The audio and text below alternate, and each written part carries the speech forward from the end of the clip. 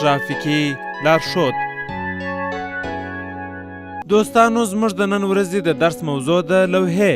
دوهم قسم لوحه ده چې په نامه د حق اولیت ورته ویل کیږي. یعنی اول حق ته چا دی، اول حق چاته ورکول سوی دی.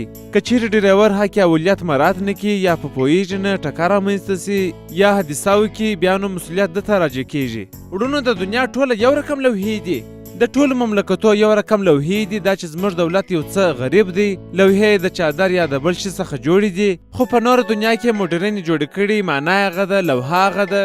ژړه لوحه چې چارکونجه ته په هر ښار، په هر ممالک، په هر دولت کې وویني، دې ته عمومي جاده ویل کیږي. په پسې لیکې باندې کش سوي دي، یعنې عمومي جاده نوره ختمه ده. پر جاده باندې نوم ایښودل کیږي، لوحه باندې درېږي، پولیس د ترافیکو لوحې باندې دروي. بلا د هغې جادې نوم هغه سو، نه دا په پخوالي پورې ده، نه په اوږدوالي پورې ده، نه په بردوالي پورې ده. که چیرې پر یوه جاده باندې ډېر ورور مرورې راشي باندې وسایط ډېر باندې ځي، نو پولیس د ترافیکو راځي، پر هغه باندې ژړه لوحه دروي، وایي دا عمومي جاده ده. د دغې جادې سره چې نور وصل کیږي یا وصل سوي یي، هغه ته موږ تاسې په قانون کې فرعي سړکان وایو یا فرعي جادې وایو. نو هر وخت چې تاسې عمومي جاده ووینئ یا په هغه جاده کې روانې ژړ رنګه چارکونجه لوحه ووینئ، باید پوه سئ چې دا عمومي جاده ده. دې عمومي جادې ته تر نورو جادو حق اولیت ورکول سوی دی. هر وخت که یو څوک په عمومي جاده کې روان یي او د فرعي سړک څخه یو څوک ورته راوځي، دلته ټکر کوي، نو ټوله مسؤلیت د فرعي سړک دی، یعنې عمومي جادې ته حق اولیت ورکول سوی دی. بیا چې در دې ووځې، عمومي جاده ختمیږي، اطرافي جادو ته وځې، نو بیا لوحه مخ ته راځي، خطې باندې کش سوي دي چې عمومي جاده نوره ختمه ده، تا ته وایي چې نوره اطرافي جاده شروع سوه.